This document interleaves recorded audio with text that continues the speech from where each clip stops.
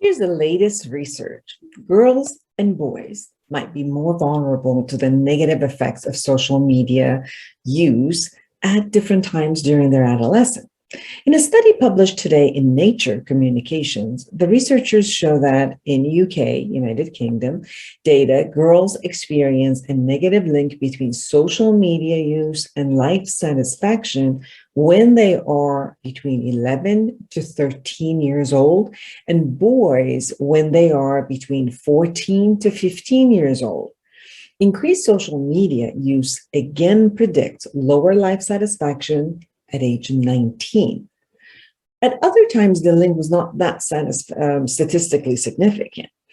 In just over a decade, social media has fundamentally changed how we spend our time, share information about ourselves, and talk to others. This has led to widespread concern about its potential negative impact, both on individuals and on the wider society. Yet, even after years of research, there's still considerable uncertainty about how social media use relates to well-being. A team of scientists, including psychologists, neuroscientists, and modelers, analyzed two of the United Kingdom data sets comprising of 84,000 individuals between the ages of 10 and 80 years old.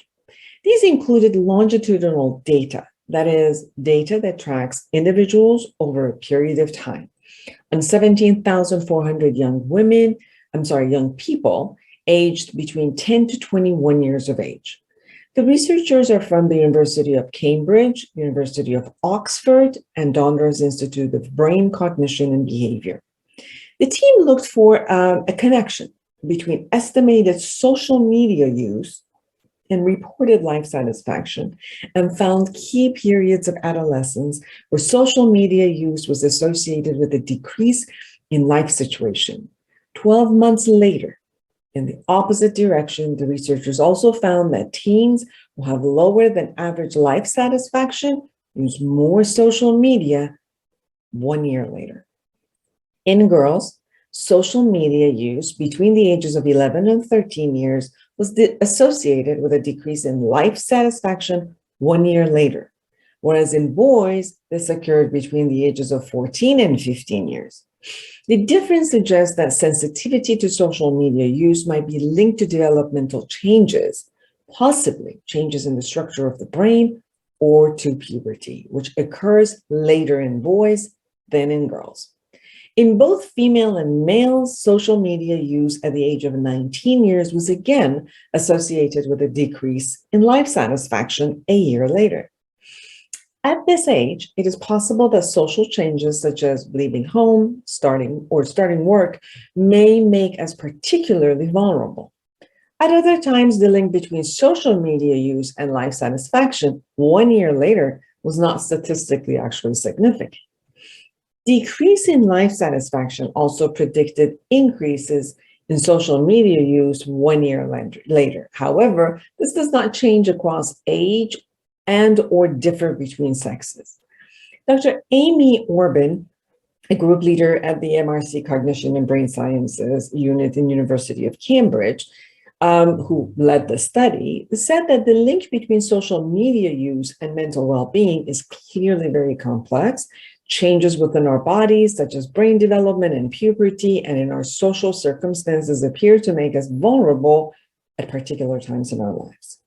Professor Sarah Jane Blackmore, professor of psychology and cognitive neurosciences at Cambridge, and the co-author of this study, says it's not possible to pinpoint the precise process that underlies this vulnerability. Adolescence is a time of cognitive, biological, and social change, all of which are intertwined, making it very difficult to disentangle one factor from the other.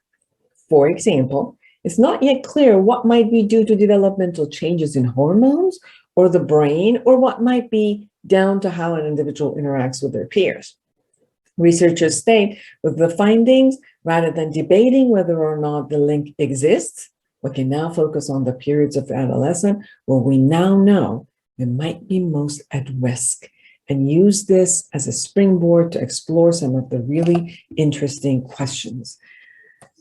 I have been facing and talking to a lot of parents and adolescents who are going to major anxiety episodes, a panic attack, obsessive compulsive disorders, a lot of depression, and a lot of them due to excess use or inappropriate, let's say, use of the social media and even internet search. So it's important for all of you who are parents, who are grandparents, educators, teachers, to know how to talk to the teenagers and adolescents, how to monitor their use, how to be a guidance with them and through what they're going through, and open the path of listening to them and having some conversation.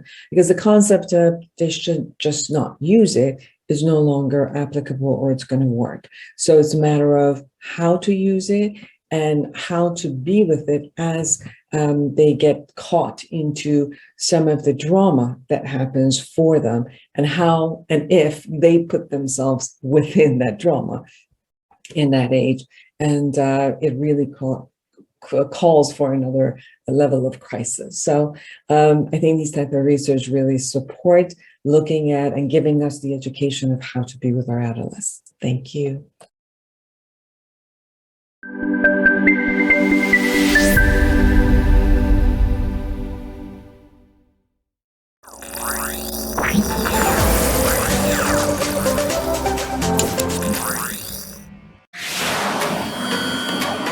Togetherness Media. Togethernessmedia.com.